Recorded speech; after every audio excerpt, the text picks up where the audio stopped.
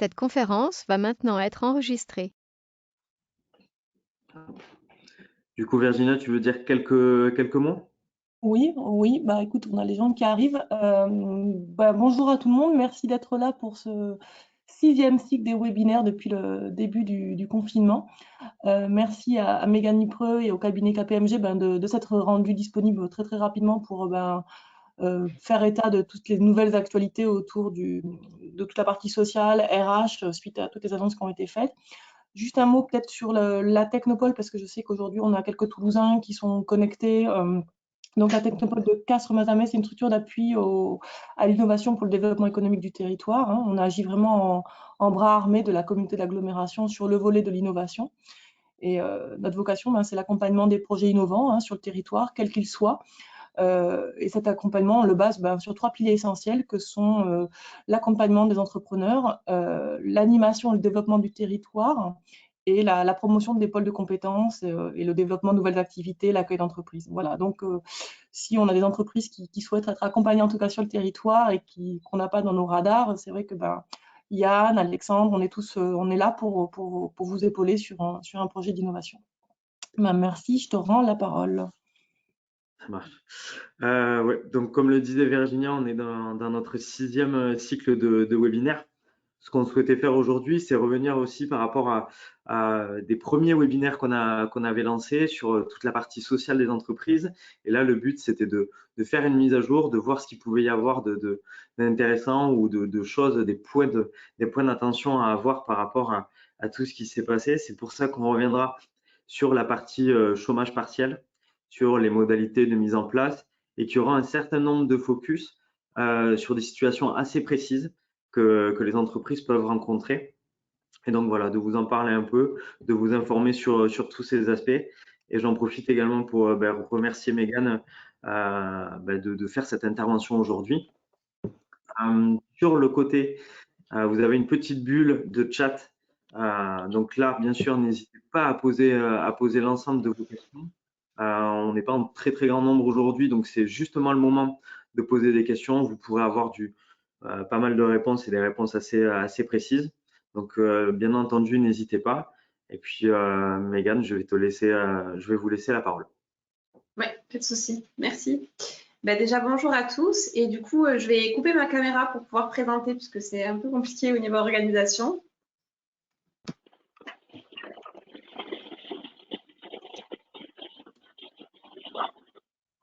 Voilà. Est-ce que là, c'est bon? Tout le monde voit bien mon écran? Ouais. OK. Donc, on va parler un petit peu de toutes les actualités sociales, dues à la crise sanitaire actuelle.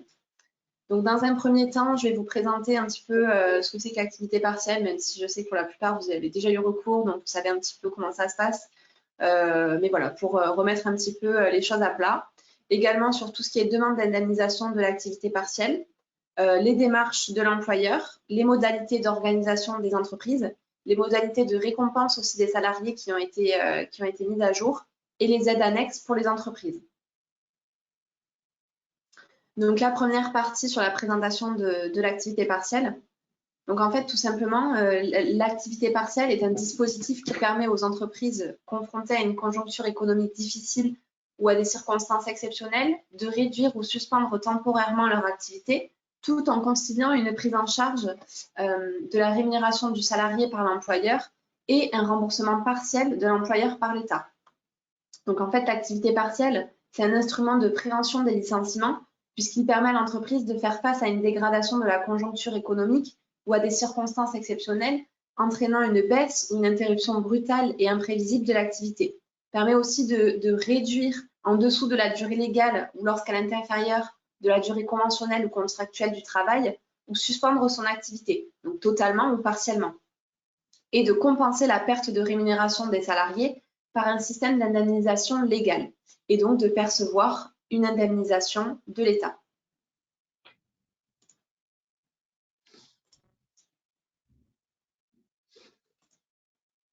Donc, activité partielle, réduction temporaire d'activité ou fermeture temporaire de toute ou partie de l'entreprise. Donc, on sait qu'il y a certaines entreprises qui ont été contraintes de fermer totalement. et d'autres non. Donc, c'est pour ça que des fois, on est confronté à une réduction d'activité ou bien une fermeture totale de l'entreprise. Donc, le recours à l'activité partielle peut prendre plusieurs formes, soit une diminution de la durée hebdomadaire du travail, soit une fermeture temporaire de tout ou partie de l'établissement, avec donc suspension du contrat de travail. Quels sont les cas de recours à l'activité partielle? Donc, tout simplement, les salariés placés en position d'activité partielle, donc après autorisation expresse ou implicite de l'autorité administrative, s'ils subissent d'une perte de rémunération donc imputable, soit à la fermeture temporaire de leur établissement ou partie d'établissement, soit à la réduction de l'horaire de travail pratiqué dans l'établissement ou partie d'établissement en deçà de la durée légale du travail. Donc, le recours à l'activité partielle est donc possible en cas de réduction ou de suspension d'activité de l'entreprise, mais il faut garder en tête qu'elle doit être temporaire, c'est-à-dire que c'est une mesure conjoncturelle et non structurelle, et collective, c'est-à-dire que c'est une mesure générale, non discriminatoire, mais les salariés peuvent être placés en position d'activité partielle individuellement et alternativement. Et donc uniquement pour l'un des motifs suivants, conjoncture économique défavorable, difficulté d'approvisionnement en matières premières ou en énergie, un sinistre ou des intempéries de caractère exceptionnel, la transformation, restructuration ou modernisation de l'entreprise ou toute autre circonstance de nature exceptionnelle. Donc ici, dans le cadre de la crise sanitaire qu'on vit aujourd'hui, on a pu voir que pour certaines entreprises, il y avait plusieurs motifs qui rentraient en compte. Donc, au niveau de la demande de prise en charge dans le cadre du Covid, quels sont les cas éligibles à l'activité partielle? L'activité partielle est en fait une mesure collective et différents cas de figure peuvent se manifester dans le cadre de l'épidémie, en fonction desquels le périmètre des salariés pouvant être placés en activité partielle devra être ajusté. Donc, on peut avoir déjà la fermeture administrative de l'établissement qui a été prononcée pour les hôtels, les cafés, restaurants, une interdiction de manifestation publique à la suite d'une décision administrative, une absence massive de salariés aussi indispensable à l'activité de l'entreprise. Donc là, lorsqu'on avait plusieurs salariés qui étaient absents, ça peut aussi complètement désorganiser l'entreprise et entraîner une fermeture d'un service ou d'une partie de l'entreprise. Une interruption temporaire des activités non essentielles. Donc là, c'est ce qu'a décidé les pouvoirs publics pour éviter d'aggraver l'épidémie. La suspension des transports en commun aussi par décision administrative. Donc là, beaucoup de salariés ne pouvaient plus se rendre sur leur lieu de travail et donc de ce fait, ça a désorganisé également les entreprises. Et enfin, une baisse d'activité liée à l'épidémie. Donc là, toutes les entreprises ont ressenti. Cette épidémie a quand même beaucoup affecté l'activité de l'entreprise et a engendré une baisse d'activité. Au niveau des points de vigilance, en fait, pour les entreprises ne relevant pas d'une classification ERP, c'est-à-dire établissement recevant du public, qui a été concerné donc, par le périmètre de l'interdiction définie par les arrêtés du 14 et 15 mars 2020. Les mesures, en fait, là, il fallait vraiment indiquer dans la demande les raisons pour lesquelles on mettait en place le chômage partiel dans notre entreprise.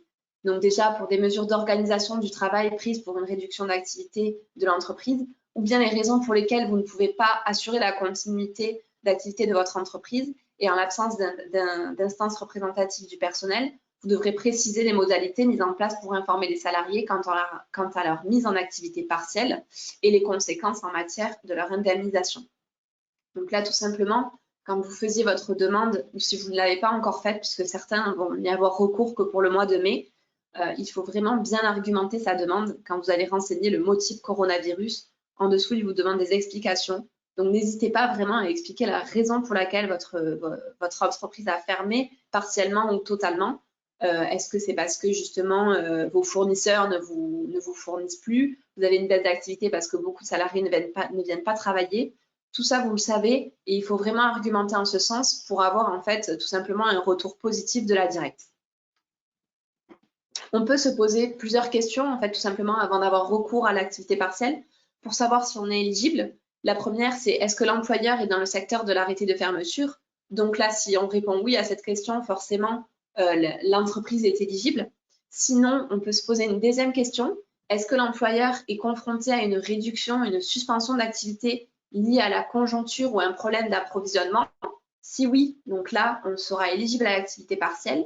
Sinon, on se pose une dernière question. Est-ce que les mesures de prévention nécessaires pour la protection de la santé des employeurs des salariés peuvent être prises par l'employeur. Télétravail, gestes barrières, etc. Si oui, l'employeur ne sera pas éligible à l'activité partielle et sinon, l'employeur sera éligible. Ok, je me posais juste une question par rapport aux entreprises qui sont présentes aujourd'hui. Si certaines avaient déjà mis en place ce système-là ou si c'était éventuellement envisagé pour les semaines qui arrivent. Si c'est le cas, n'hésitez pas à nous le signifier. Il y aura peut-être des choses à discuter ou si vous avez eu des difficultés à ce moment-là, peut-être pour justifier justement la mise en travail partiel, donc c'est en activité partielle. Surtout, n'hésitez pas à nous le signifier. Tout à fait. Donc, au niveau des entreprises et des salariés concernés donc, par cette activité partielle, quelles sont les entreprises concernées? Et bien là, le champ d'application de l'activité partielle correspond au champ du Code du travail et concerne donc toutes les entreprises, tout secteur d'activité confondu et quelle que soit leur taille. Il concerne donc les entreprises in bonis, mais également les entreprises en redressement ou liquidation judiciaire. Mais dans ce dernier cas, le recours à l'activité partielle est limité et est ainsi envisageable que s'il permet d'accompagner et de faciliter la relance de l'activité et ou la reprise de l'entreprise. Et attention, parce qu'il existe un régime particulier à certaines branches professionnelles, notamment le chômage intempérie dans le BTP. Par ailleurs, un accord d'entreprise ou de branche peut prévoir des modalités spécifiques de recours à l'activité partielle et notamment des conditions d'indemnisation plus favorables aux salariés que le régime légal. Quels sont les salariés éligibles à cette activité partielle? Eh bien, tous les salariés sans condition d'ancienneté et quel que soit leur contrat de travail ont vocation à bénéficier d'une indemnisation au titre de l'activité partielle, qu'ils soient en temps plein, en temps partiel, en CDI, en CDD, peu importe. On peut tout de même y apporter quelques exceptions. Ce sont les employeurs et leurs salariés quand la réduction ou la suspension d'activité est provoquée par un différend collectif de travail intéressant l'établissement dans lequel ces salariés sont employés. Toutefois, dans le cas d'une fermeture de l'entreprise ou d'un service dédié par l'employeur suite à une grève, le versement des allocations et des indemnités peut être autorisé par une décision du ministre chargé de l'emploi si la fermeture se prolonge plus de 3 jours.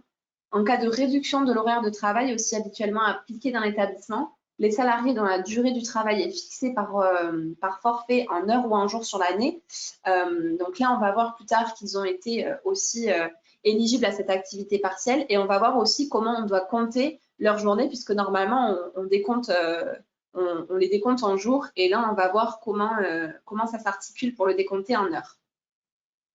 Et sont également exclus donc les salariés employés par des particuliers. Donc là, c'est tout ce qui passe par le CESU. Et les salariés aussi au titre d'un contrat de travail de droit français, mais travaillant sur des sites localisés à l'étranger, ainsi que les VRP multicartes. D'accord. Petite question qui remonte. Jusqu'à quand une entreprise peut solliciter le dispositif de chômage partiel? On entend pas mal de choses actuellement, de prolongation éventuellement pour certains secteurs. Est-ce que vous avez un peu plus d'informations dessus? Eh bien là, de toute façon, les entreprises pouvaient faire une demande de chômage partiel déjà qui durait, à la base, c'est sur 6 mois. Maintenant, ils ont prévu 12 mois. On sait très bien que la crise sanitaire va continuer malheureusement et va continuer à impacter l'économie et les entreprises. Donc, je veux dire, vous pourrez continuer au cours de l'année, tant que le gouvernement ne précise pas le contraire, à faire une demande d'activité partielle. On voit certaines entreprises qui, au mois de mars, ont continué à travailler, même si elles ont peut-être ressenti quand même une baisse d'activité, mais n'ont pas souhaité avoir recours au chômage partiel. Pareil pour le mois d'avril. Et puis finalement, au mois de mai, ils se rendent compte que vraiment, ça commence à impacter l'entreprise. Et à ce moment-là, ils peuvent avoir recours à l'activité partielle. D'accord, très bien. Voilà. Petite question complémentaire, sur 12 mois, est-ce que ça sera l'État qui prendra en charge les salaires à hauteur de 84% du coup? Eh bien, en fait, oui, tout à fait.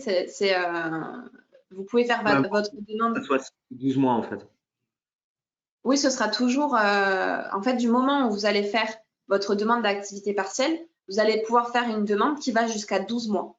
Et donc là, ce sera l'État qui va prendre en charge les salaires. Cependant, il faut bien distinguer si votre entreprise est totalement fermée ou est partiellement fermée, parce que l'État ne va vous indemniser qu'à hauteur des heures chômées par votre salarié. S'il travaille 20 heures et qu'il chôme 15 heures, ce seront que ces 15 heures qui seront indemnisées par l'État. Et puis du moment où votre activité reprendra normalement, même si vous avez fait votre demande sur 12 mois et que vous n'y avez recours que pendant 6 mois, les 6 mois d'après ne vous seront pas indemnisés. Bien sûr. Ça, du coup, sur la partie rémunération en fonction des heures, on y revient un peu plus tard, il me semble, dans votre présentation. Ouais. Tout à fait. Je vous laisse poursuivre. OK.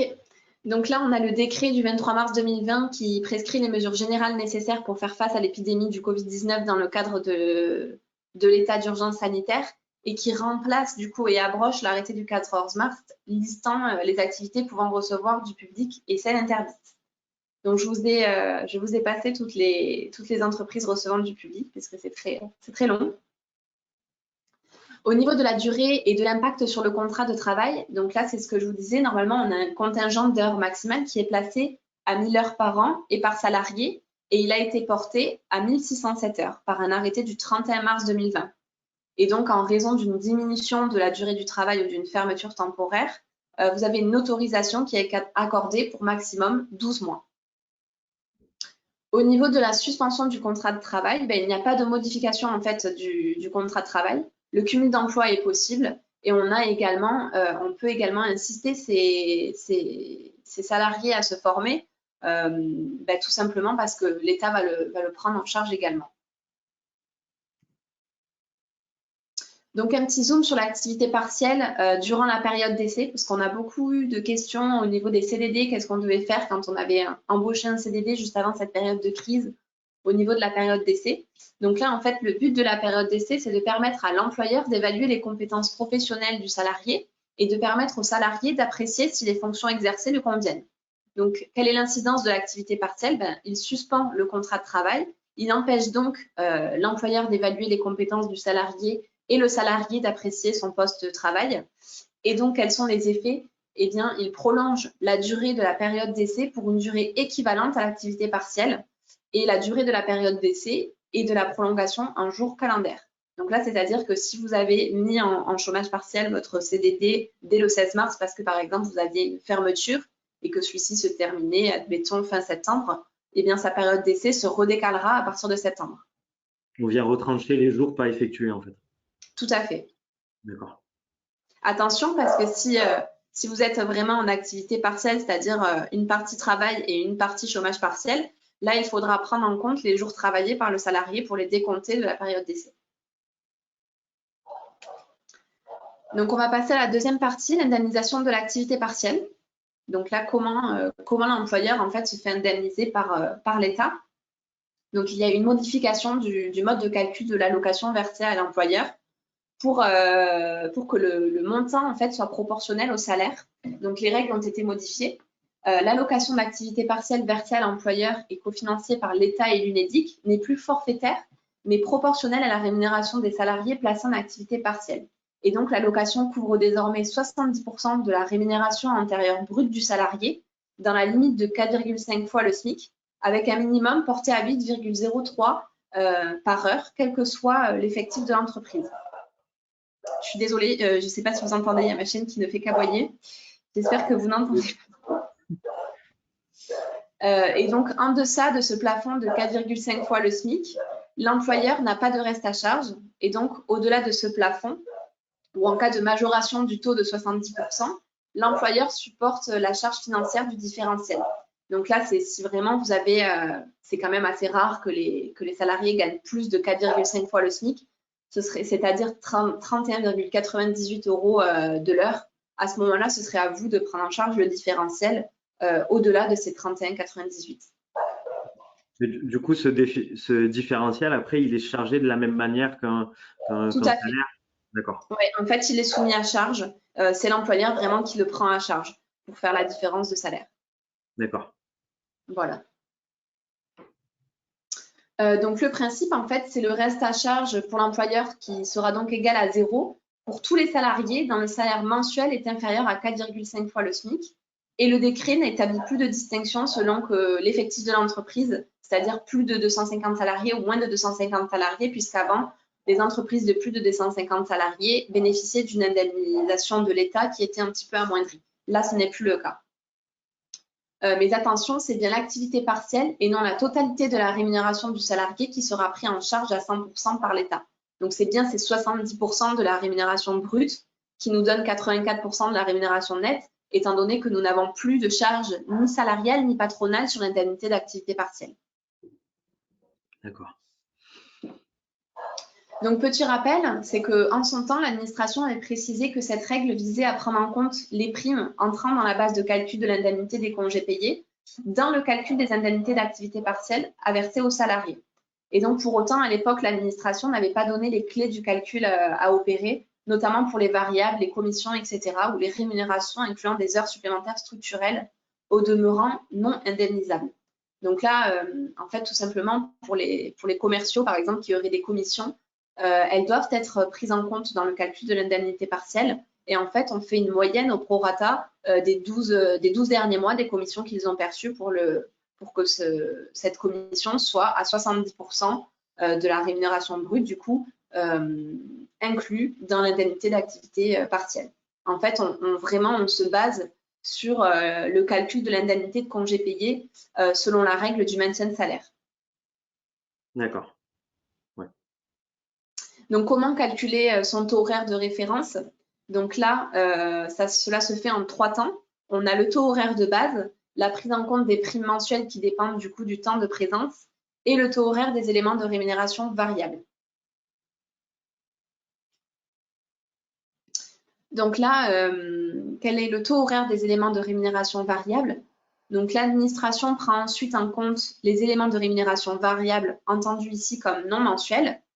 Cette catégorie regroupe les éléments de rémunération variable au sens propre, les commissions, les pourboires, etc., mais aussi les primes versées selon une périodicité non mensuelle, pourvu qu'elles soient calculées en fonction du temps de présence du salarié et donc affectées par l'activité partielle. En fait, il faut retenir que pour inclure un élément variable dans la rémunération de l'indemnité d'activité partielle, il va falloir prendre en compte le fait qu'il soit proratisé par rapport au temps de présence du salarié. Si cette prime est calculée en fonction du temps de présence du salarié, elle rentrera dans l'assiette de calcul de l'indemnité d'activité partielle.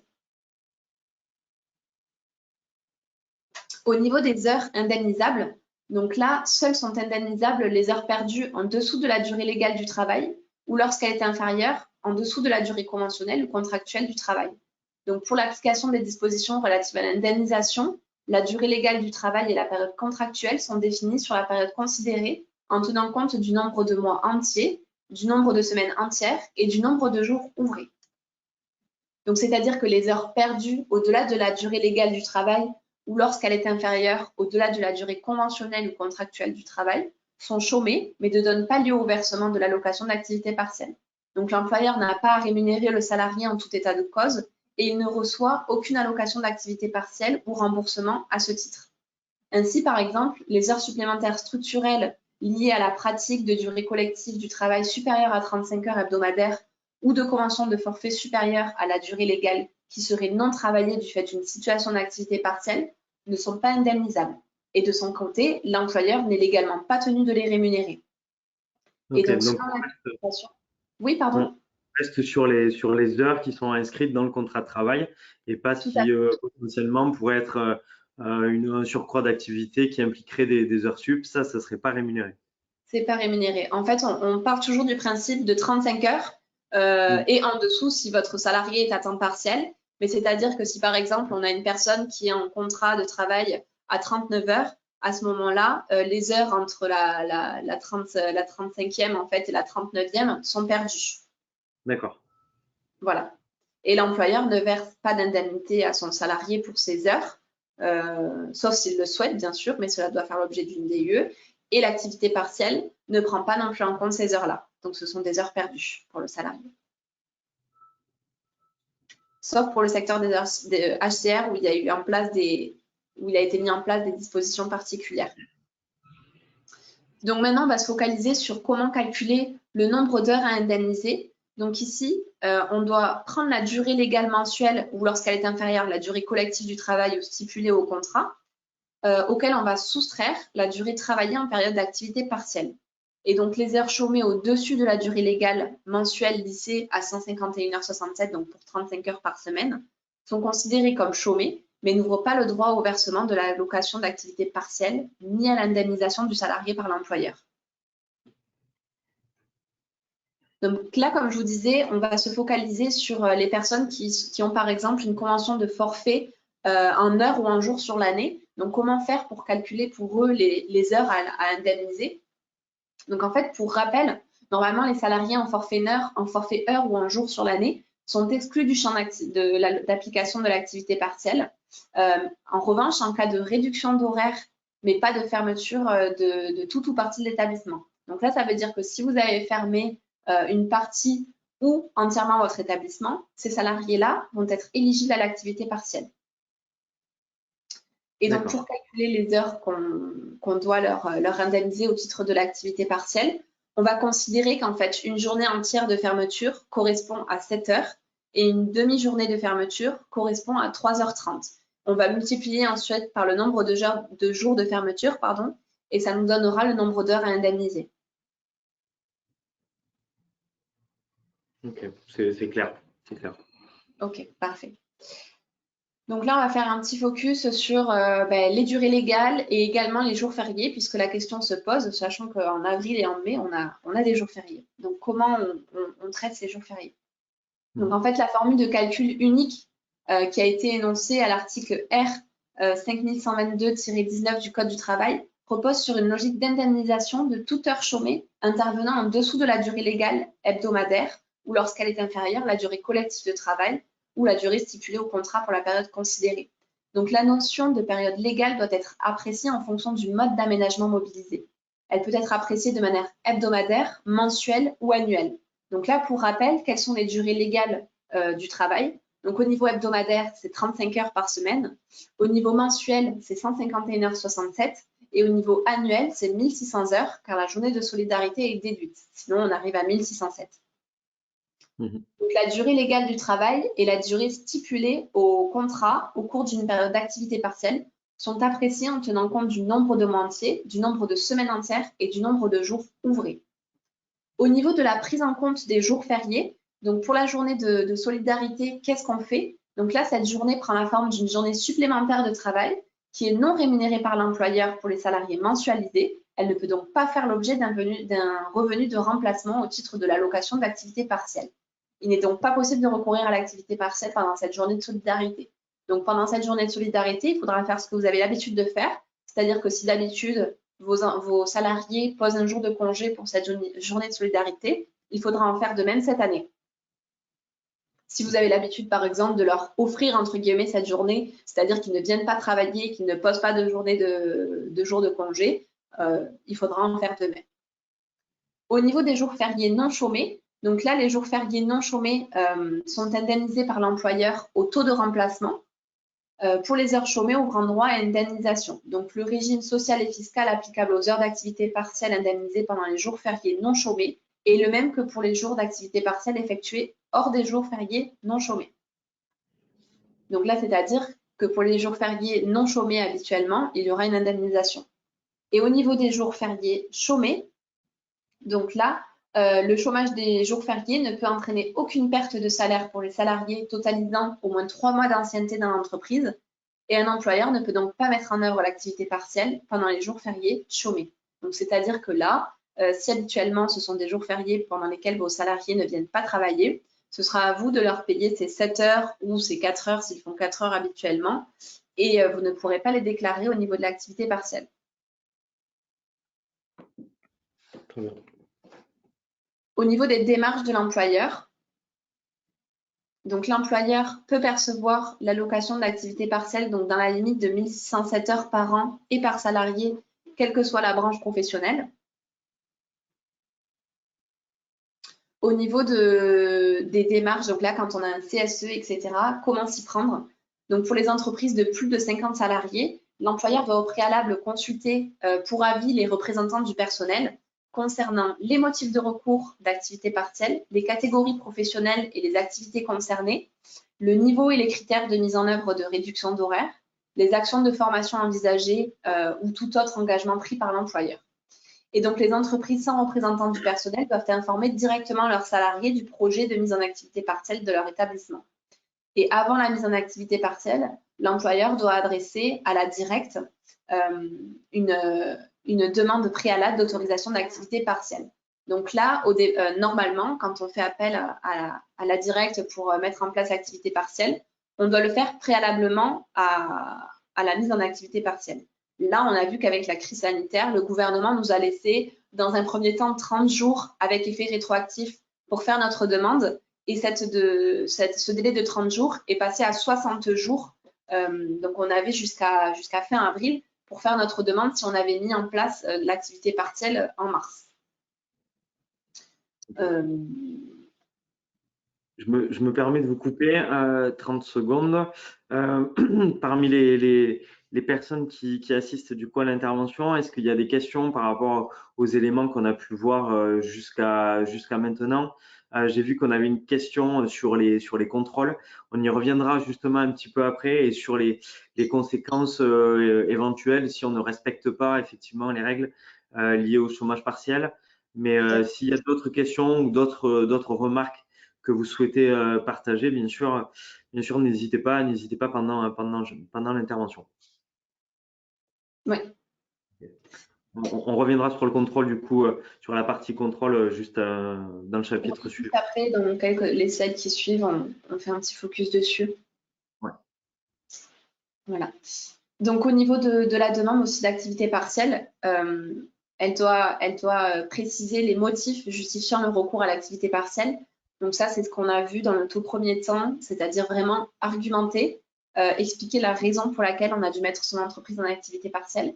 La période prévisible de sous-activité. Donc là, nous, on a conseillé quand même à nos clients de prévoir large, entre guillemets, pour éviter de devoir refaire une demande, puisque c'est de nouveau une nouvelle instruction, etc. Et c'est quand même plus simple de prévoir, par exemple, d'abord sur 6 mois, et puis finalement, on se rend compte qu'on n'a besoin que de 2 mois, et bien tant mieux, on ne fera notre demande d'indemnisation que sur 2 mois, et le reste du temps, notre entreprise reprend son activité normalement.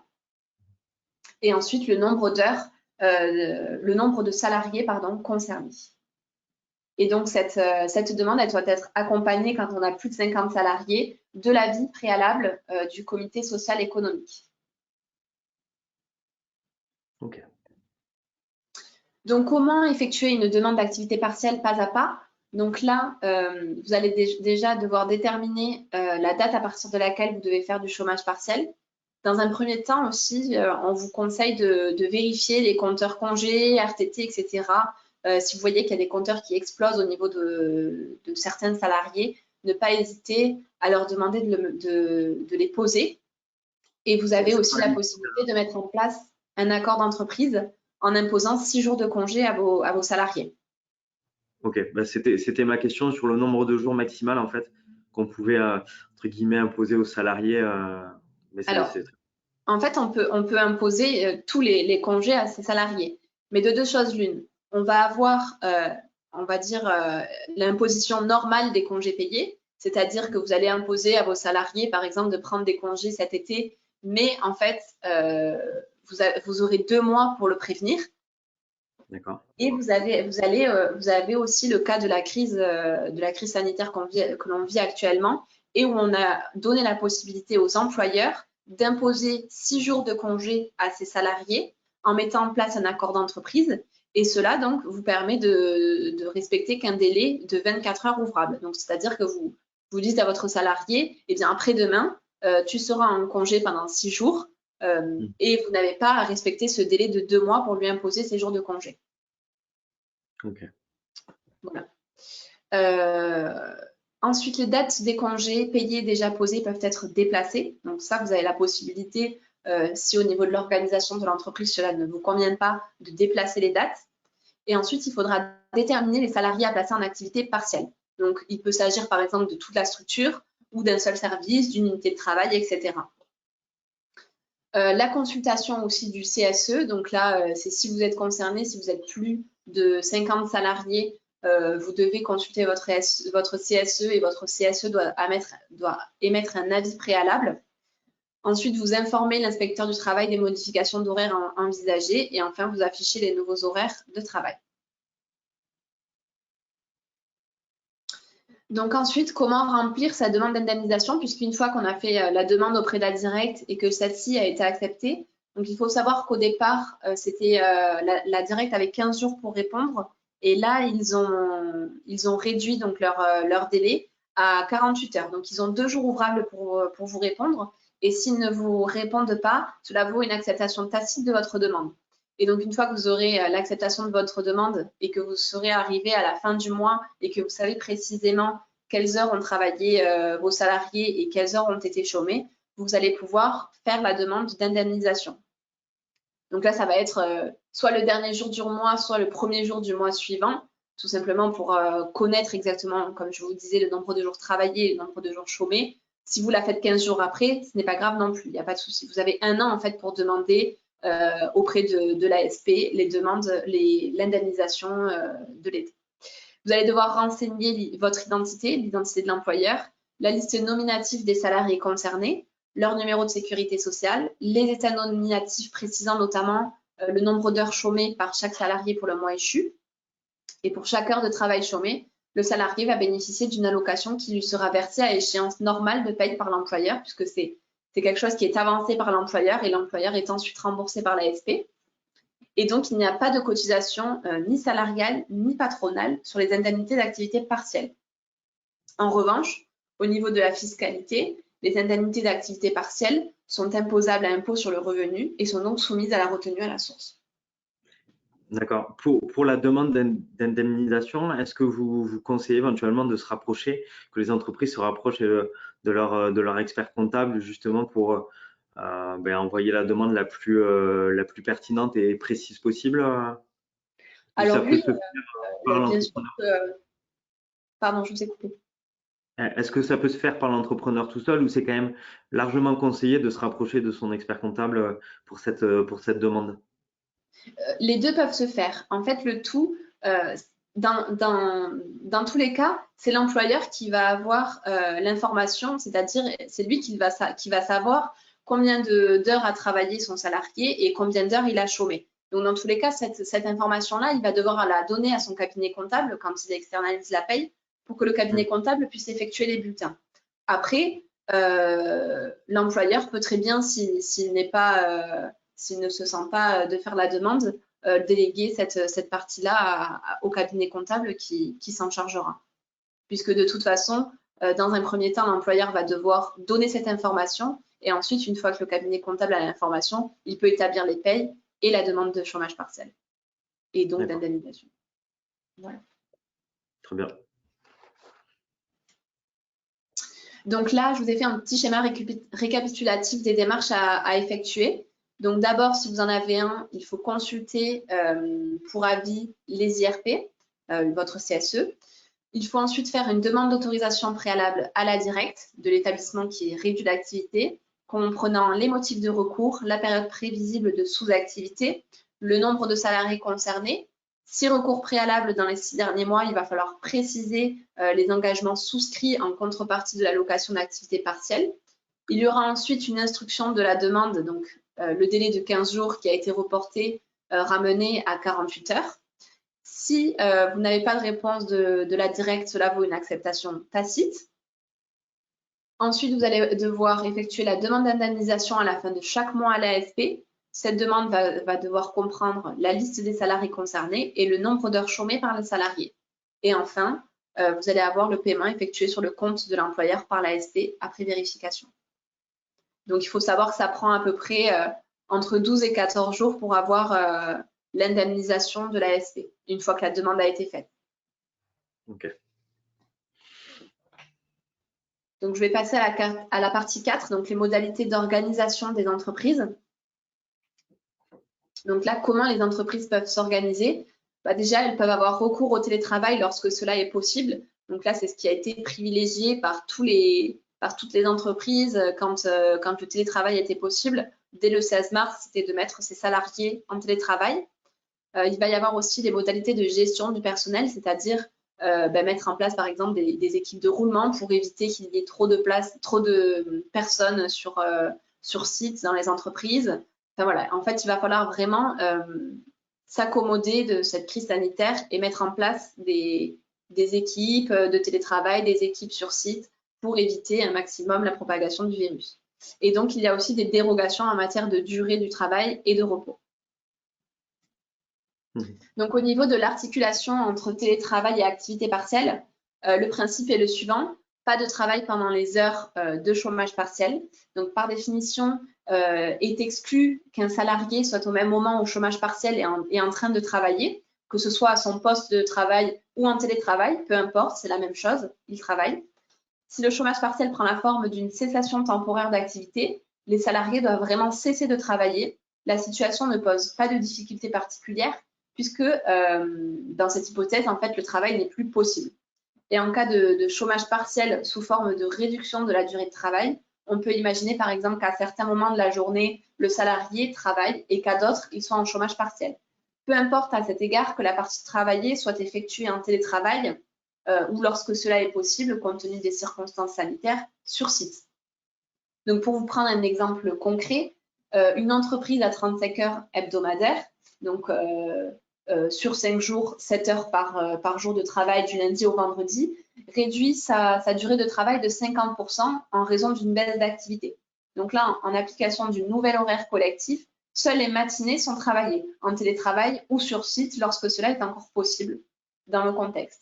A contrario, les après-midi indemnisés au titre de chômage partiel ne doivent absolument pas être travaillés. Et donc, à cet égard, on peut, alors que vous conseillez en fait, de se ménager la preuve de cette organisation. Par exemple, l'employeur fixe très clairement des plages de télétravail ou de travail. Sur les plages d'activité partielle, il indique aux salariés qu'elles sont impératives et que donc ils ne peuvent absolument pas travailler sur cette période-là. Il peut d'ailleurs être utile de leur souligner que télétravailler durant les heures de chômage partiel crée une situation illégale pour l'entreprise. En effet, le recours au télétravail, même en raison de la crise sanitaire dans les entreprises dont ce n'est pas l'organisation habituelle, n'autorise pas les salariés à s'affranchir des consignes données par l'employeur, ni de la législation sur la durée du travail. Et donc, les salariés doivent donc bien comprendre qu'ils ne peuvent pas s'organiser à leur convenance sur ce point et doivent s'en tenir aux plages horaires imposées par l'employeur. Hors de question, par exemple, de traiter ces mails pendant les heures de chômage partiel, ce qui, au demeurant, constituerait un élément de charge en fait en cas de contrôle. Et si nécessaire, l'employeur peut, le cas échéant, user de son pouvoir disciplinaire. Et donc, une difficulté se présente néanmoins ici pour les salariés sans horaire, comme ceux titulaires d'un forfait annuel ou en jour, même si ce n'est pas à ce jour tout à fait réglé pour eux sur le plan de l'activité partielle, dans l'attente d'un décret à paraître. Donc là, vraiment, soyez vigilants sur ce point-là. Quand vous avez mis en place une activité partielle, il ne faut vraiment pas que vos salariés travaillent pendant les heures chômées parce que cela constitue une fraude. Ouais. On conseille du coup sur le fait de rester très attentif à cet aspect-là, quoi. Oui, tout à fait. Et donc là, j'ai le petit slide pour vous faire peur, mais malheureusement, c'est la vérité. Et derrière, il va y avoir des contrôles, même si pour l'instant, il n'y en a pas parce que c'est compliqué, déjà parce qu'on ne peut pas se déplacer, etc. Mais il faut savoir que derrière, des contrôles, il y en aura. Ils vont pouvoir vérifier les VPN, ils vont pouvoir vérifier certaines choses. Et s'ils s'aperçoivent que les salariés ont travaillé ou télétravaillé pendant le moment où ils étaient censés être au chômage, bah déjà, vous n'aurez plus droit aux indemnités. Vous allez devoir rembourser l'intégrale des sommes perçues au titre du chômage partiel. Vous aurez l'interdiction de bénéficier pendant une durée de 5 ans d'aide publique en matière d'emploi ou de formation professionnelle. Et enfin, vous risquez tout de même 2 ans d'emprisonnement et 30 000 € d'amende. Donc vraiment, c'est considéré comme du travail dissimulé. Donc attention avec ça, puisque on sait que des fois, certaines entreprises veulent y avoir recours et finalement, les salariés travaillent pendant les périodes chômées. D'accord. Bon, ouais. Donc, on va voir la partie 5, les modalités de récompense des salariés. Donc là, il a été mis en place plusieurs choses. Donc déjà, le complément employeur dans le cadre de l'activité partielle. Donc là, dans le cas où l'employeur verse une part complémentaire au-delà de 70% de la rémunération brute, ce complément est soumis au même régime en matière de prélèvements sociaux. Toutefois, les sommes qui seraient versées au titre d'indemnisation d'heures chômées non indemnisables au titre de l'activité partielle, car excédant la durée légale du travail, sont assujetties au même titre que les rémunérations aux cotisations et contributions sociales. Donc là, si vous voulez par exemple prendre en charge 100% du salaire de votre salarié et non pas 70% comme les prévoit l'indemnité d'activité partielle, vous le pouvez, mais si vous souhaitez que cela suive le même régime que l'indemnité d'activité partielle, c'est-à-dire être exonéré de cotisations sociales dessus, eh bien à ce moment-là, il faudra mettre en place une décision unilatérale de l'employeur. D'accord. Bon, ça, après, on rentre dans des considérations peut-être d'autres ordres que purement financières. C'est aussi pour être sûr que son salarié, pour lui permettre d'être un peu plus serein et à la reprise aussi qu'il y ait toujours une certaine motivation pour le salarié à revenir travailler. Ça peut être une solution de compenser effectivement cette petite perte de pourcentage sur le salaire, quoi. Tout à fait. Ok. Au niveau des modalités de récompense des salariés, donc là, on a aussi la prime PEPA, la prime exceptionnelle de pouvoir d'achat, dont les conditions de versement ont été un peu modifiées. Donc, pour rappel, le dispositif de la prime exceptionnelle du pouvoir d'achat de 2020, donc il était prévu au départ, en fait, déjà une reconduction de cette prime PEPA, mais elle était forcément, pour être versée, il devait y avoir en place dans l'entreprise un accord d'intéressement. À l'heure actuelle, le gouvernement a un petit peu revu cette mise en place et pour un petit peu assouplir le versement de cette prime PEPA. Donc là, vous allez pouvoir verser la prime pouvoir d'achat, donc qui sera exonérée de charges dans la limite de 1 000 € si vous n'avez pas d'accord d'intéressement. Et vous allez pouvoir verser jusqu'à 2 000 € exonérés de charges si vous avez en place dans votre entreprise un accord d'intéressement. À savoir que vous allez pouvoir verser cette prime jusqu'au 31 août 2020. Cela a été modifié également contre au 30 juin au départ. Et si vous mettez en place un accord d'intéressement, il pourra être conclu pour une durée comprise entre 1 et 3 ans, alors qu'à la base, un accord d'intéressement est conclu d'office pour 3 ans. Donc là, on voit qu'il y a quand même un assouplissement des règles qui a été mis en place. Mmh. Est-ce qu'il y a des questions? Je peux passer à la partie 6. Alors, on n'a pas particulièrement de questions là encore, mais n'hésitez pas à nous faire remonter remarques et questions. C'est aussi c'est un moment un peu privilégié pour répondre à des questions assez spécifiques, donc n'hésitez pas. Mais en attendant, C'est tellement clair, en fait, ils n'ont pas de questions. mais honnêtement, c'est très clair. Donc effectivement, on laissera aussi un temps sur peut-être la fin de l'intervention. Oui, Il y a d'autres questions, mais pour l'instant, vous pouvez poursuivre. Ouais. Ok. Donc, on va passer à la partie 6, pardon, les aides annexes à destination des entreprises. Donc là, quelles sont les aides auxquelles vous pouvez vous appuyer? Donc, vous avez d'abord le report des échéances sociales. Donc, le principe, c'est de reporter en fait vos échéances sociales avec derrière une sollicitation d'un plan d'étalement des créances. Donc, sur quoi? Report sur les échéances sociales URSSAF, donc jusqu'à 3 mois, avec un plan d'étalement de créances ensuite par la suite. Et le report des cotisations de droit n'est pas automatique. La demande doit être faite par l'entreprise. Il doit y avoir aussi un report où l'accord de délai est également possible pour les cotisations de retraite complémentaire. Donc là, il faut voir selon les organismes de retraite complémentaire. Certains l'ont prévu et d'autres non. Donc, il faut voir, vous rapprocher de votre caisse de retraite complémentaire. Donc, nous, on est quand même très vigilants sur ce point-là, puisque ce seront, comme c'est indiqué, des reports d'échéance. Alors, à part pour les restaurants, etc. Mais ça, c'est à part, c'est en discussion. Donc, pour l'instant, c'est vraiment un domaine à part parce qu'eux, ils ont été vraiment contraints de fermer. Mais pour les autres entreprises, surtout quand vous avez continué votre entreprise, même si on sait que c'est difficile, qu'il y a eu une baisse d'activité et que forcément, cela engendre des difficultés financières, ces échéances-là, elles vont être reportées. C'est-à-dire que si dans 3 mois, vous devez payer finalement vos charges du mois plus les charges du mois pendant la crise sanitaire parce que vous avez effectué un report, cela va être aussi, la crise financière en fait va s'étaler dans le temps pour l'entreprise. Donc, quand vous avez de la trésorerie, vraiment, essayez de ne pas privilégier ce report des échéances sociales, mais de payer tant que c'est possible. D'accord, parce que ça, c'est une question qui remonte. Il y aura pas d'annulation de charge pour le coup. Je ne peux pas vous affirmer que oui ou que non, puisque je ne sais pas, mais a priori, non. À part peut-être pour, comme je vous disais, pour les restaurants, etc. Mais sinon, ce sera vraiment un report. Je pense qu'ils ne vont pas pouvoir, l'État ne va pas pouvoir se permettre d'un côté de prendre en charge tout ce qui est demande de chômage partiel, etc.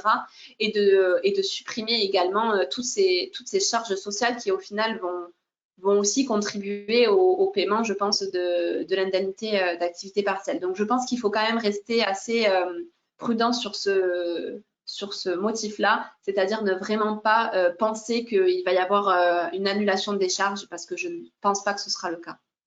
Ouais. Après, comme je vous dis, je ne sais pas ce qui va être prévu, mais sincèrement, je ne le pense pas. Il ne faut pas compter sur cela. D'accord. Au niveau des travailleurs indépendants, donc là, ils peuvent moduler, parce qu'on a aussi beaucoup de questions pour les travailleurs indépendants. Eux, malheureusement, ne sont pas éligibles au chômage partiel. Donc la question était qu'est-ce qu'on pouvait faire pour eux pour alléger un petit peu les échéances financières pour eux. Donc là, ils peuvent moduler le taux et les acomptes PASS sur leur site des impôts. Ils peuvent reporter également le paiement des acomptes sur leur revenu professionnel d'un mois sur l'autre et donc jusqu'à 3 mois. Au niveau des charges sociales, donc l'échéance mensuelle du 20 mars a normalement été annulée avec un lissage sur les échéances ultérieures d'avril à décembre.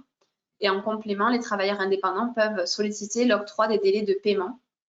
Et donc, comment faire? Donc là, sur l'espace personnel en ligne du contribuable, sur la rubrique « Gérer mon prélèvement à la source ». Donc ça, c'est pour moduler son taux PASS.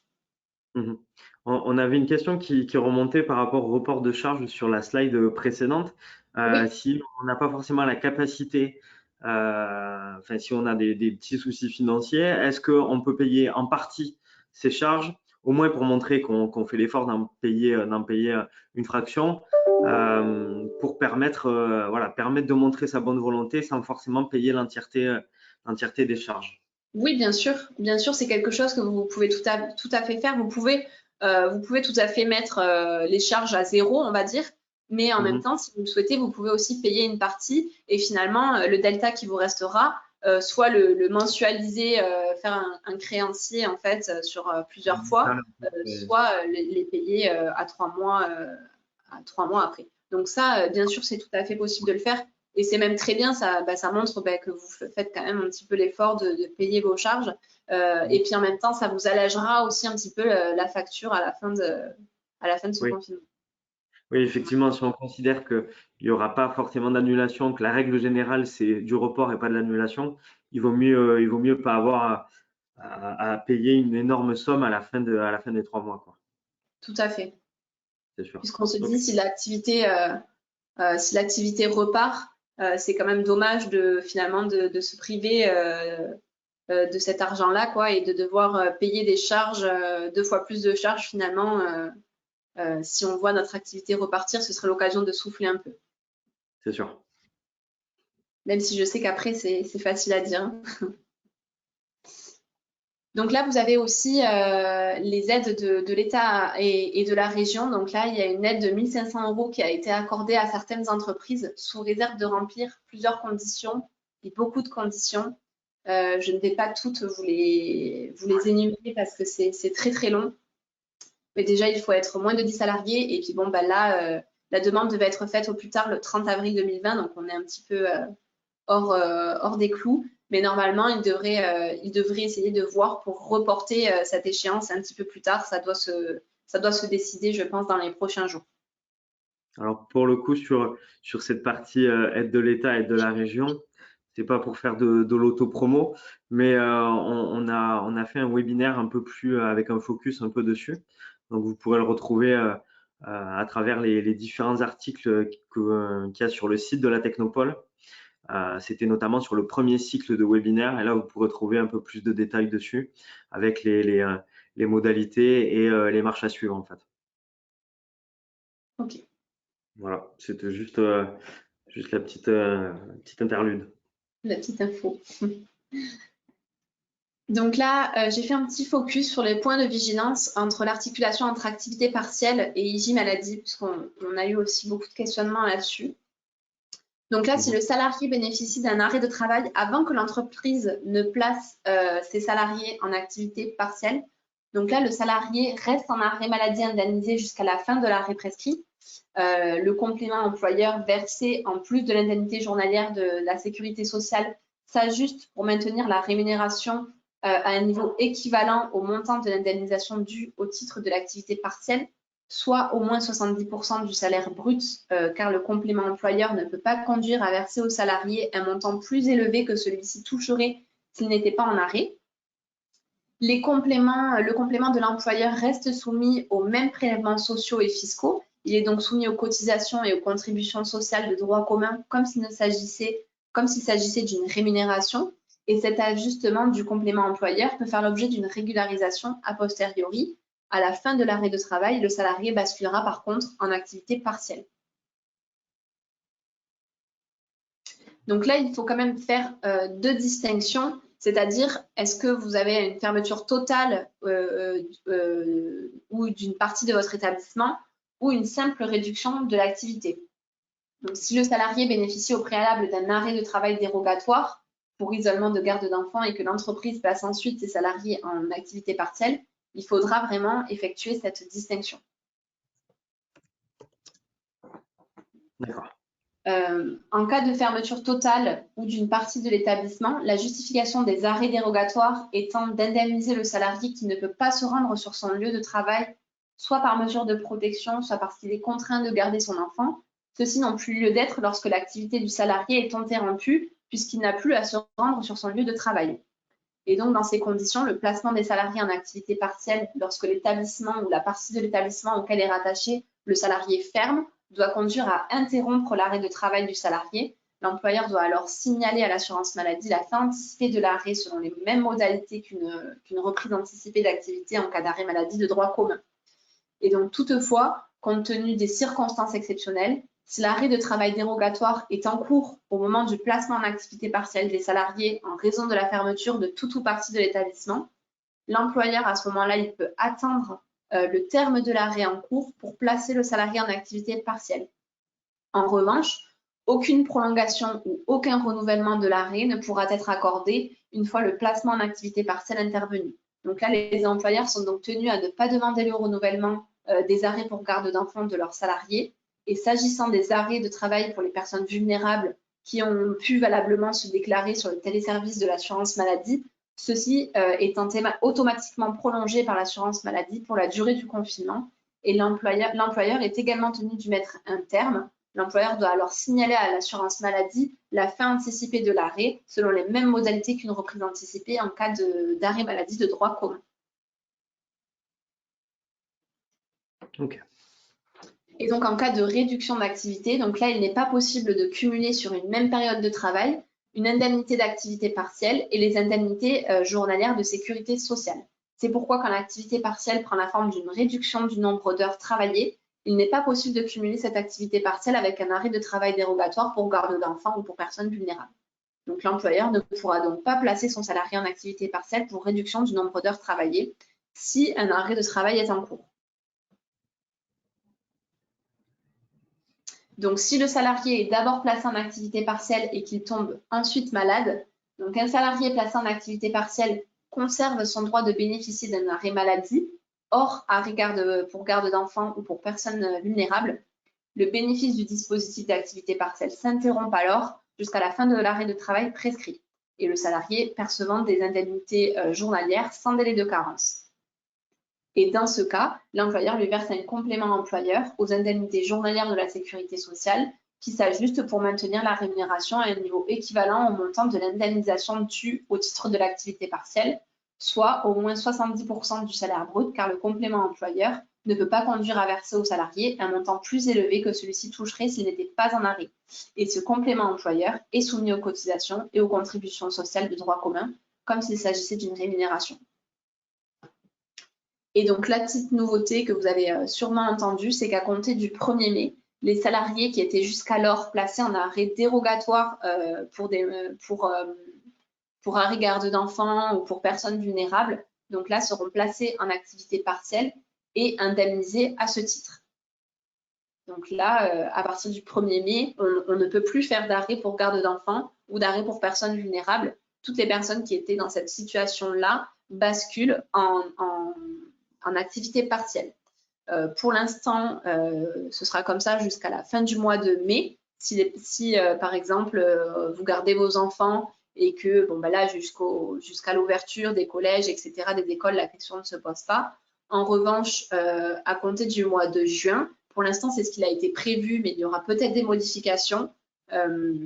C'est qu'à compter du 1er juin, donc autant au mois de mai, on laisse les parents mettre leurs enfants à l'école sur la base du volontariat, mais à compter du mois de juin, si les parents ne souhaitent plus mettre leurs enfants à l'école, ils ne pourront plus bénéficier de l'activité partielle et devront prendre leurs propres dispositions. Si tant est bien sûr que toutes les écoles soient ouvertes, hein, et qu'il n'y ait pas de modification de la part du gouvernement. Voilà. Ok. Et je vous remercie pour votre attention. Merci, merci beaucoup à vous. Si vous avez des questions là aussi, je me répète un petit peu, mais c'est éventuellement le moment. En tout cas, c'était très clair. Effectivement, Yann aussi a trouvé ça très clair. C'est le cas. Pour ceux qui voudraient revenir sur des éléments, vous trouverez le replay dans quelques heures sur le site de la Technopole. Mais il me semble en tout cas qu'on a vu vraiment, on a eu un panorama assez large de toutes les mesures et un détail sur les démarches. Je pense que c'est important aussi, pas juste de présenter les grandes dispositions, mais aussi les démarches concrètes pour les mettre en place. Donc ça, c'était très bien. Parfait. Pour vous dire quelques petits mots également, jeudi, nous avons un nouveau webinaire qui vient un petit peu en parallèle de celui-ci sur les actualités fiscales et financières, qui sera également animé par le cabinet KPMG. Du coup, je vais laisser la parole à Gérard pour peut-être quelques petits mots pour nous parler du prochain atelier. Et puis, dans tous les cas, merci beaucoup, Mégane, pour cette intervention. Avec plaisir. Oui, vous m'entendez là? C'est bon, Alexandre? Oui. Oui, merci de me donner la parole, Alexandre, et merci, Mégane, pour cette présentation. Juste un petit mot, donc, moi, je suis Gérard Morange. Gérard, on vous entend. Ah. Vous m'entendez mieux là? Ouais. Alors, je suis expert comptable au sein de KPMG et c'est vrai que donc Mégane vous a présenté ici toute la partie de ce qu'elle met en place au niveau du service de paye et je crois que c'était très clair. Et nous, on accompagne les entreprises là-dessus sur toutes ces mesures pour faire aussi l'arbitrage. Parce que quand on parle de récompense des salariés aussi, c'est vrai que ça mérite aussi de faire le point entre effectivement ce qu'on va mettre en place en termes de récompense, mais vis-à-vis de tout ce qu'on a sollicité comme aide. Et peut-être quelquefois, il serait malvenu de mettre en place des récompenses, j'allais dire, alors qu'on a sollicité beaucoup de repos, etc. Donc voilà, il y a tout un arbitrage à faire, mais c'est des mesures qui sont là et qui doivent aider les entreprises et je crois qu'il faut en profiter. Et donc jeudi, oui, on complétera par les aides fiscales, mais aussi le financement. Alors, je sais qu'il y a eu déjà des webinaires qui ont été faits en début, je crois, fin mars, Alexandre, là-dessus. Donc, on se focalisera. Je voudrais qu'on se focalise sur, en fait, les nouveautés par rapport aux aides, parce que l'aide de 1500 € a beaucoup évolué entre le mois de mars et le mois d'avril. On reviendra là-dessus. Et sur le financement, on essaiera de parler concrètement sur qu'est-ce qu'on peut mettre comme moyen de financement en place, qu'est-ce qu'il existe encore. J'essaierai de vous faire des retours aussi là-dessus, sur ce qui peut se faire, ce qui ne peut pas se faire, et jusqu'où on peut aller. Et il y a, encore hier, on a une mesure qui va se mettre en place, puisque en relation avec l'ordre des experts comptables, donc c'est déjà ouvert dans la région de l'Auvergne et ça devrait s'ouvrir dans la région Occitanie. l'ouverture d'un nouveau pré-rebond, je dirais. Le pré-rebond existait et il va être utilisé d'une façon différente. Donc, voilà de tout ce qu'on pourra parler et de façon, je veux dire, on ne refera pas le webinaire qui a été déjà fait, Alexandre, mais on essaiera de rentrer un peu plus dans la pratique et des retours peut-être d'expérience et voir, puisque le PGE est toujours là et au 31 décembre, voir comment on peut articuler tout ça. Voilà. Bien sûr. Ok, Merci. parfait. Merci pour ce teasing. Je vous invite à du coup vous inscrire effectivement pour cette mise à jour. C'est vrai que tout à l'heure je parlais des premiers webinaires. Le mieux quand même, c'est de coller au plus proche de l'actualité, au plus proche des modifications, des mesures. Et c'est une bonne chose à mon sens de participer à cet atelier jeudi pour avoir les informations les plus récentes. En tous les cas, merci beaucoup. Merci à tous d'avoir participé à ce webinaire. Et puis pour certains d'entre vous, je vous dis à jeudi. Et puis voilà. Merci beaucoup. Merci. Merci à tous.